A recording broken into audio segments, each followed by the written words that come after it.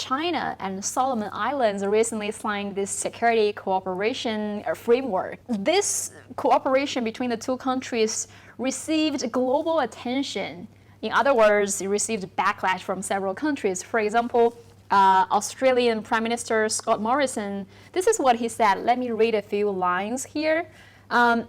He said, if the agreement allowed a Chinese military base on the Pacific island nation, that would be a red line for his government. And Home Affairs Minister Karen Andrew also said China is very likely to put troops in the Solomon Islands after signing the agreement. But in fact, the Solomon Islands Prime Minister repeatedly reassured that signing this agreement with China does not mean he is inviting a Chinese military base in his country. He's not planning to do that at all. And also China said it many times that this cooperation with the Solomon Islands does not target any third parties. So even though both sides made sure this is nothing about a military base, still, we see several politicians in Australia, in New Zealand, or in the United Kingdom, including media, they are all hyping up the threats. First of all, you have to discount it a little bit because we're in an election. And the craziest thing about this election right now is how both sides, the two major parties, the two big ones, see it as popular to act in a hostile way towards China. And so they are both hyping this, and it's unconscionable and unforgivable. But I'll talk about why more in a minute. There's been this, the public opinion has been well and truly turned against China, and they're trying to capitalize on that. So if the election wasn't on, maybe they'd be slightly more measured in what they're saying. But I'm only saying maybe and slightly, because I'm not even convinced of that right now. The reaction to this Solomon Islands deal is extreme, it's hypocritical, and it's nuts. So just on the Prime Minister, our Prime Minister, Scott Morrison, he's being blamed for this Solomon Islands deal, Jing, as if it's his fault that the Solomon Islands and China have signed a deal. Now, think about that. That is a colonial mentality.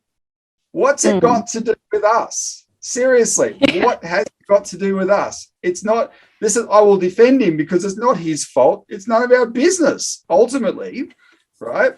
Yeah. But they're claiming it is our business. Now, granted, it's in our neighborhood, right? So we have an interest in it for sure, but it's not our business in that colonial way, the way they're trying to make out. There's one country that is expressing opinion, and it's absolutely not their business at all, and that's the United Kingdom. And I would like all the countries in the Asia Pacific to all say as one, butt out. Get out of here, United Kingdom. You screwed up the world for hundreds of years. You're not welcome. Take your rubber ducky aircraft carrier and don't come back. I wouldn't say that necessarily in those terms to the United States because it's part of the Pacific, right? But it doesn't, it's trying to the United States is a long way away, right? And it is, so I'm not going to say it has no interest, but its role here is really why Australia is acting the way it is. And this politician from the Labor Party, Richard Marles, said in an interview, he said, the reason we have to be concerned is because America expects us, Australia, to police the Pacific. He actually said, we are doing America's bidding in the Pacific. That is our job. Well, I'm a patriotic Australian who thinks we should be independent, Jing, and I don't think that should be our job at all. All the Solomons has done is sign a security deal with China, which is very similar to a security deal they have with Australia. They can ask us to go and assist them for, weather disasters, local insurrections, etc. We've done it before. They can ask us to do that as well. It's just that in recent years, our help and our attitude to them has been less than impressive. China's help, China's attitude to them has been very helpful. And the Solomons has made an independent decision saying, we want to have the ability to call in China's help if we need it. That is not a military base. The Prime Minister Sogavari is insisting it's not a military base, but our politicians are responding here as if they've let the United States down. And that is bad. That is very bad. In fact, the United States sent in Kurt Campbell a few days ago, their Pacific guru.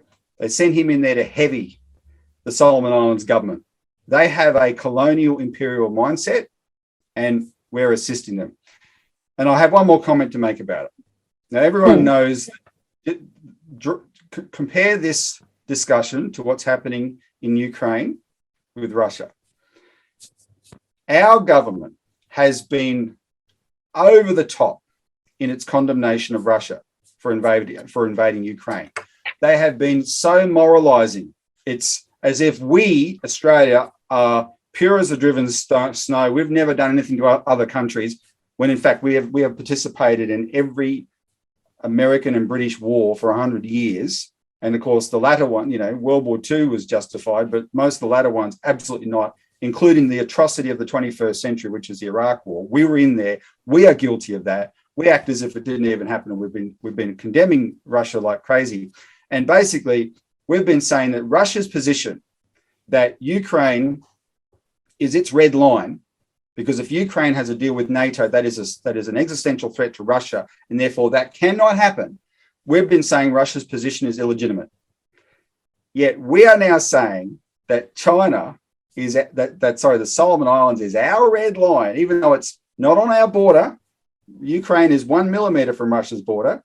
This is 2,000 kilometers away over an ocean, yet somehow that is our red line. It is completely hypocritical. And in fact, the language of our politicians has absolutely justified everything that Vladimir Putin has done in Ukraine this year.